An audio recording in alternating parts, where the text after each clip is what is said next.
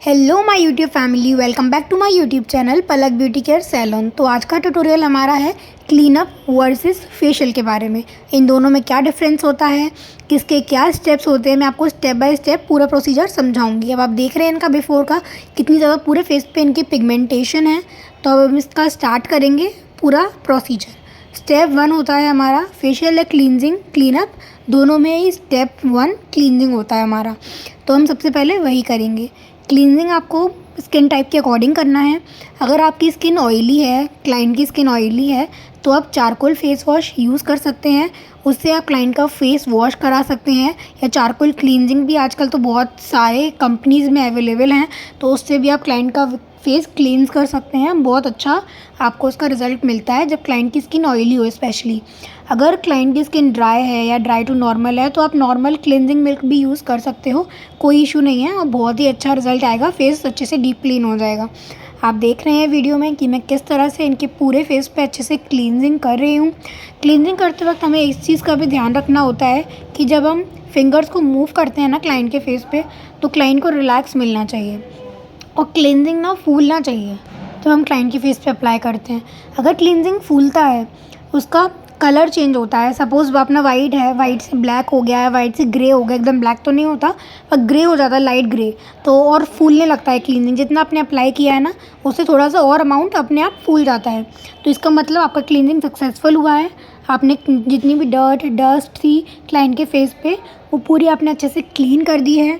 Cleansing करने के बहुत सारे बेनिफिट्स होते हैं, जैसे आपके जो पोर्स हैं स्किन के, वो क्लॉग्ड हो जाते हैं तो वो एक्सफोलिएट हो जाते हैं। ओपन पोर्स रहते हैं जिसमें जो डर्ट एंड डस्ट चली जाती है वो क्लीन हो जाती है। हमारी स्किन रिफ्रेशिंग हो जाती है, पूरी डीप क्लीन हो जाती है। और उसके बाद हम जो भी उस पर प्रोसीजर करते हैं, फेशियल या क्लीनअप का जो भी पैक लगाते हैं, स्क्रब लगाते हैं, तो उससे आपकी फेस पे स्टेप बाय स्टेप ग्लो आता जाता है और आपकी स्किन बहुत अच्छी लगती है।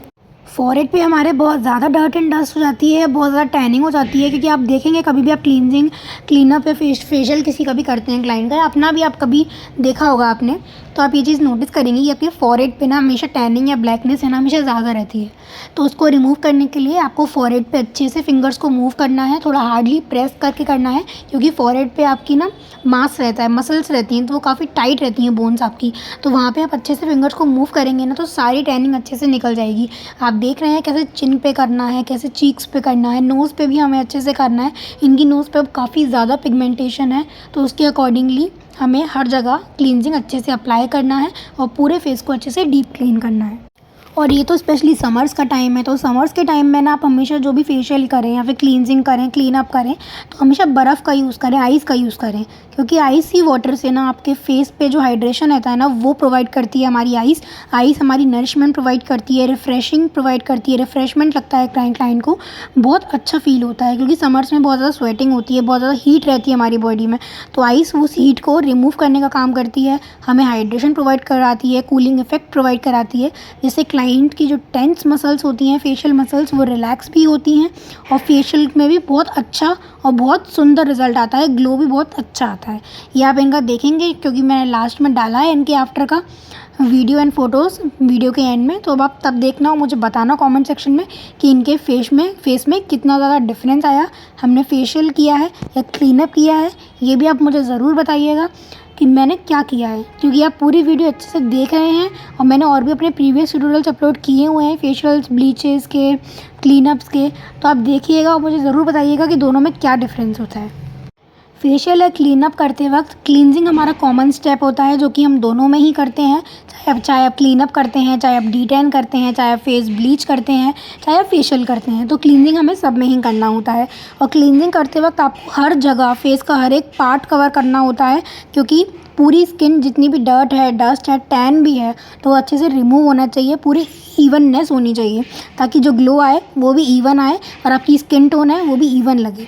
और फेस के साथ साथ आप नेक का एरिया भी कवर करें, क्योंकि नेक का एरिया हमारा जो आधा नेक रहता है वो हमारा ओपन रहता है। अगर आप कुछ भी वियर करते हैं, ज़्यादातर मोस्टली टी शर्ट्स पहने या साड़ी पहने या कुर्ती पहने, तो वो ओपन ही रहता है, तो इसलिए हमें नेक का एरिया भी कवर करना होता है, जैसे जो भी टैनिंग या डर्ट एंड डस्ट है तो वो नेक से भी रिमूव हो जाए और फेस और नेक का एरिया हमेशा इवन लगना चाहिए।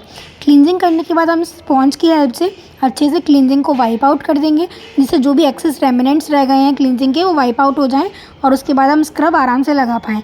लेकिन आपको ये चीज़ ध्यान रखनी है कि स्क्रब हमेशा आपका अच्छा होना चाहिए, अच्छी क्वालिटी का होना चाहिए, क्योंकि कई लोग क्या करते हैं स्क्रब थोड़े लो क्वालिटी के भी यूज़ कर लेते हैं, जिससे क्लाइंट के फेस पे रैशेज़ आ जाते हैं। क्योंकि स्क्रब एक ऐसी चीज़ है ना जो हर किसी के फेस पे हम नहीं कर सकते। अगर किसी के फेस पे सपोज एक्ने बहुत ज़्यादा है या बहुत ज़्यादा ड्राइनेस है, तो ऐसी स्किन पे आपको स्क्रब स्किप कर देना है मोस्टली, या फिर करते भी हैं आप तो सिर्फ 2 से 3 मिनट के लिए करना है, उससे ज़्यादा आपको नहीं करना है। क्लींजिंग के बाद हमारा दूसरा स्टेप होता है ब्लीच। तो ब्लीच क्योंकि हर कोई नहीं करवाता है, लेकिन इन कस्टमर ने करवाया था क्योंकि इनको कोई फंक्शन में जाना था और इनकी पिगमेंटेशन भी बहुत ज़्यादा हाईलाइट हो रही थी, तो उसको थोड़ा डाउन करने के लिए और उनके फेशियल कलर को थोड़ा उभारने के लिए, थोड़ा ग्लो देने के लिए हमने इनके फेस पे ब्लीच किया है। मैंने इनके फेस पे डायमंड का ब्लीच किया है, बहुत ज़्यादा बेस्ट ब्लीच है और बहुत अच्छा और बहुत जल्दी ग्लो प्रोवाइड करवाता है। हम ब्रश से भी लगा सकते हैं ब्लीच, हम फिंगर से भी लगा सकते हैं, लेकिन फिंगर से लगाने में थोड़ा इनकन्वीनियंट रहता है, अनकम्फर्टेबल भी फील होता है क्लाइंट को। तो आप हमेशा ऐसा करें, आप एक ब्रश ले लें, मार्केट में अवेलेबल होता है क्रीम अप्लाई करने के लिए फेस पे, तो आप वो ब्रश ले लें और ब्लीच भी आप उसी से अप्लाई करें जिस तरह से मैं कर रही हूँ। पूरे फेस पे आपको स्टेप बाय स्टेप अप्लाई करना है, कुछ भी आपको छोड़ना नहीं है, कोई भी एरिया छोड़ना नहीं है। आपको ईयर्स भी कवर करने हैं, नेक भी कवर करना है, नोज़ भी कवर करनी है, लेकिन आपको आँखों के ऊपर ब्लीच नहीं लगाना है क्योंकि आईज़ बहुत सेंसिटिव होती हैं। और आपकी आईब्रो पे भी नहीं लगाना है, वरना उसके जो भी हेयर्स हैं आईब्रो के वो आपकी येलो हो जाएंगे और आपकी जो आईलिड्स हैं, आई लैशेज़ हैं, वहाँ पे भी नहीं लगाना। तो ये चीज़ आप ध्यान रखें। अंडर आई में भी जब आप लगाते हैं ना, तो क्लाइंट को बोल दें कि वो अपनी आँखें ओपन कर लें और उसके बाद आप लगाएं अंडर आई में, क्योंकि अंडर आई का एरिया जो रहता है मोस्ट ऑफ द कस्टमर्स का बहुत ज़्यादा ब्लैक रहता है because of tension, stress, depression, sleeping sickness, insomnia. तो ये सब चीज़ें तो बहुत ज़्यादा कॉमन है लेडीज़ में आजकल, because of the environment, because of many of the causes, क्योंकि वुमेंस को बहुत ज़्यादा काम करना पड़ता है, घर का भी बाहर का भी, and they have kids also to manage. अगर वर्किंग वुमेन है तो बाहर जाके काम भी करना है, तो अंडर आई में डार्क सर्कल्स होना, ब्लैकनेस होना बहुत ज़्यादा कॉमन है, पफीनेस होना। तो इसलिए हमें वहाँ पे मसाज भी अच्छे से करनी होती है, स्क्रब भी अच्छे से करना होता है। तो जो भी हम स्टेप करते हैं ना फेशियल क्लीनअप में, अंडर आई में हमें उतना ही प्रेशर देना होता है, उतना ही इम्पॉर्टेंट तरीके से करना होता है जितना हम बाकी फेस पे कर रहे होते हैं। अंडर आई का एरिया हमारा बहुत ज़्यादा सेंसिटिव भी होता है और बहुत ज़्यादा ब्लैक या फ्लफीनेस भी होती है, आपने नोटिस किया होगा, मोस्टली होता ही है। तो हमने क्लींजिंग कर लिया, हमने क्लींजिंग को वाइप आउट कर लिया, हमने ब्लीच कर लिया, ब्लीच को अच्छे से वाइप आउट कर लिया स्पॉन्ज की हेल्प से। फिर हमारा थर्ड स्टेप आता है स्क्रब। स्क्रब का जैसे मैंने आपको बताया, आप हमेशा अच्छी क्वालिटी का स्क्रब करिए अगर आप क्लीनअप कर रहे हैं तो, क्योंकि क्लीनअप में हम कस्टमाइज़ कर देते हैं जो भी फेशियल किट्स होती हैं डिफरेंट से। जैसे हमने क्लींजिंग किसी और का कर दिया, स्क्रब किसी और किट से लगा दिया, हमने मसाज क्रीम किसी और की कर दी, हमने पैक का कस्टमाइज़ कर दिया किसी और का। तो आपको अगर ये चीज़ अगर आप करते हैं ना, तो आप हमेशा आपको अच्छी क्वालिटी के ही प्रोडक्ट रखने हैं, वरना अगर क्लाइंट की स्किन पे कुछ होता है साइड इफ़ेक्ट, तो आपके सैलून की भी बहुत बदनामी होगी और आपके पास क्लाइंट आएगा भी नहीं अगर उसको रिजल्ट नहीं मिलेगा। As simple as that. Because salon के काम में आजकल इतना ज़्यादा कॉम्पिटिशन बढ़ गया है, तो आप भी जानते होंगे कितना ज़्यादा कॉम्पिटिशन इंक्रीज़ हो गया है। अगर आप काम अच्छा करेंगे, रीज़नेबल रेट्स लेंगे, तो ही क्लाइंट आपके पास आएगा, वरना उसके पास बहुत ऑप्शंस अवेलेबल हैं, ये भी आप याद रखिए। तो customer is the king of market, ये चीज़ आपको हमेशा याद रखनी है और उसके अकॉर्डिंगली आपको बहुत अच्छा ट्रेनिंग लेके काम करके देना है कस्टमर को बेस्ट रिजल्ट्स के लिए। स्क्रब को हम 2 मिनट लगा के छोड़ेंगे और उसके बाद स्क्रब की अच्छे से मसाज की हमने, और उसके बाद हमने पूरे स्क्रब को अच्छे से जो भी रेमिनेंट्स रह गए थे फेस पे अच्छे से वाइप आउट कर दिया स्पॉन्ज की हेल्प से, और उसके बाद ही हम फिर मसाज पे आएंगे, जो कि हमारा नेक्स्ट स्टेप होता है। जब भी आप फेस की मसाज करते हैं ना, चाहे आप क्लीनअप कर रहे हैं या फेशियल कर रहे हैं, कई लोग होते हैं जो क्लीनअप में मसाज नहीं देते, सिर्फ 3 ही स्टेप्स लगाते हैं, जो कि होते हैं हमारी क्लींजिंग, और फिर हमारा आता है स्क्रब, देन आता है हमारा पैक। लेकिन कुछ लोग ऐसे होते हैं जो अच्छे रिजल्ट्स देने के लिए कस्टमर को थोड़ी देर की मसाज दे देते हैं, अप्रॉक्सीमेटली 4 to 5 मिनट्स की मसाज दे देते हैं, जिससे कस्टमर को अच्छा रिजल्ट मिले। अगर कस्टमर आपका ब्लीच के साथ क्लीनअप करा रहा है या D10 के साथ क्लीनअप करा रहा है, तो आप मसाज दे दीजिए, इतना कुछ उसमें वो नहीं है। आपका थोड़ा सा क्रीम ही लगना है, थोड़ी सी आपकी 2 मिनट की मेहनत लगनी है, लेकिन अगर उससे आपका कस्टमर सेटिस्फाइड होता है, अगर आपका कस्टमर परमानेंट बनता है आपके लिए, तो ये कोई बिल्कुल भी घाटे का सौदा नहीं है। It is a 1-on-1 thing for you and for your salon. तो ये आपको ज़रूर करना चाहिए।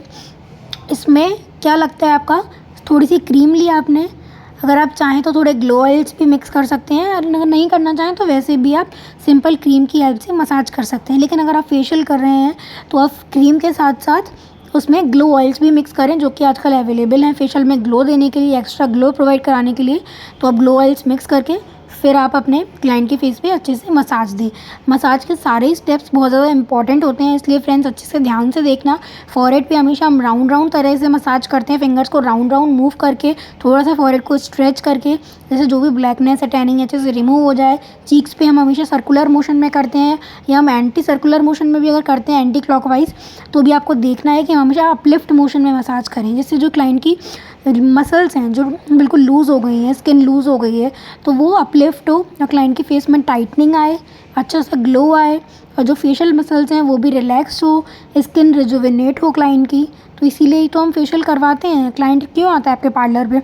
इसीलिए आता है उसकी स्किन लूज़ होती है, स्किन में कोई ना कोई प्रॉब्लम होती है, एक्ने होता है, पिगमेंटेशन होता है, जैसे कि इन क्लाइंट के फेस पे था, तो इसलिए आते हैं। तो हमारा क्या काम है? हमारा काम है उनके फेस की प्रॉब्लम को सॉल्व करना।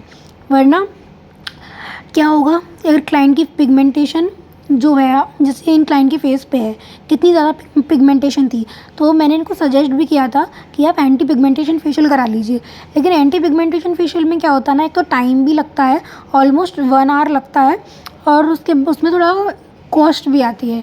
तो अगर क्लाइंट को जल्दी है और उतना उसका पॉकेट अलाउ नहीं कर रहा है, तो आप क्लीनअप विद ब्लीच के साथ जा सकते हैं, या facial normal facial with bleach के साथ भी जा सकते हैं। जैसे फ्रूट फेशियल अवेलेबल है, नॉर्मल डायमंड फेशियल अवेलेबल रहते हैं, तो ये भी आपके कॉस्ट इफेक्टिव रहते हैं, 1000 के अंदर हो जाते हैं। या क्लीनअप के साथ कराते हैं तो ऑलमोस्ट 650 to 750 के अंदर आपका क्लीनअप विद ब्लीच हो जाता है अच्छे से अच्छा, और बहुत अच्छा रिजल्ट आता है आपके कस्टमर के फेस पे। आपका कस्टमर भी बहुत ज़्यादा सेटिस्फाइड होकर जाता है आपके पार्लर से। जब हमारी मसाज कंप्लीट हो गई है तो हमारा नेक्स्ट स्टेप आता है अब हमारे फेशियल या क्लीनअप का, जो आता है हमारा फेस पैक। फेस पैक भी आपको ब्रश की हेल्प से अगर आप लगाएंगी ना, तो उससे आपकी 2 चीज़ें होंगी। एक तो आपका जो प्रोडक्ट आप लगा रहे हैं ना, वो बहुत कम क्वांटिटी में लगेगा, ये आप नोटिस करेंगे जब आप ब्रश से लगाएंगे और आप एज़ कंपैरेटिवली आपने फिंगर से लगाया होगा, तो आपको समझ आ जाएगा दोनों में कितना ज़्यादा मेजर डिफरेंस है, और प्रोडक्ट की क्वांटिटी में कितना डिफरेंस है। जब आप फिंगर से लगाते हैं तो ज़्यादा लगता है, जब आप ब्रश से लगाते हैं तो बहुत कम लगता है, और पूरे फेस पे इवनली स्प्रेड हो जाता है।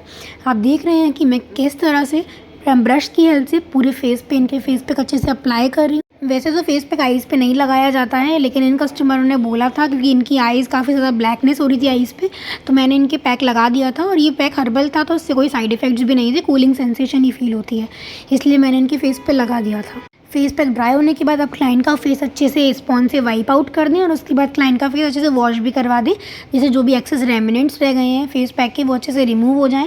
लेकिन ये चीज़ आपको एक चीज़ ध्यान रखनी है कि फेस पैक आपको बहुत ज़्यादा ड्राई नहीं करना है, सेमी ड्राई करते में ही निकाल देना है, वरना ज़्यादा आप ड्राई कर देंगे, बिल्कुल चटक अगर हो जाएगा फेस पैक, बिल्कुल सूख जाएगा ना, तो क्या होगा, आपकी क्लाइंट की स्किन भी थोड़ी ड्राई हो जाएगी, और जो फेशियल का मॉइस्चर है ना, वो पैक खींच लेगा।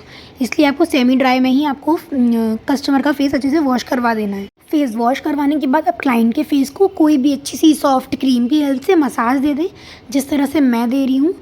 मसाज भी आपको इस तरह से देनी है कि क्लाइंट को रिलैक्स फील हो, और जो भी ड्राइनेस है क्लाइंट की स्किन में वो रिमूव हो जाए। और क्रीम भी आपको थोड़ी ज़्यादा क्वांटिटी में लगानी है, जिससे वो स्किन में एब्जॉर्ब हो, और बिल्कुल आपको रब नहीं करना है, हल्का सा डैब डैब कर करके पूरे स्किन में अच्छे से क्रीम को एब्जॉर्ब करवाना है, तभी आपको अच्छा सा रिजल्ट मिलेगा और आपकी स्किन बहुत ज़्यादा ग्लोइंग आएगी। अब आप देख सकते हैं इनके फेशियल का फाइनल रिज़ल्ट, कितना ज़्यादा ग्लो आया है, पिगमेंटेशन कितनी लाइट हो गई है, क्योंकि हमने इतना अच्छा, इतना बेस्ट तरीके से इनका फेशियल किया था ना। और क्लीन अप जो भी मैंने किया था वो आप मुझे कमेंट सेक्शन में बताना। हमने इनके फेस पे मसाजर भी लगाया था, जिससे इनकी जो हमने मसाज की थी उसका रिज़ल्ट क्लाइंट को बहुत अच्छा मिले, और फेस पे जो हमने क्रीम लगाई है वो स्किन में अच्छे से एब्जॉर्ब हो जाए। अगर आपको भी वीडियो ट्यूटोरियल पसंद आया हो, उससे कुछ नया सीखने को मिला हो, तो मेरी वीडियो को लाइक ज़रूर करिएगा फ्रेंड्स। चैनल को सब्सक्राइब करना बिल्कुल मत भूलिएगा। चलिए मिलती हूँ मैं आपसे कल नेक्स्ट ट्यूटोरियल में। Till then take care, bye bye, जय श्री राम, राधे राधे।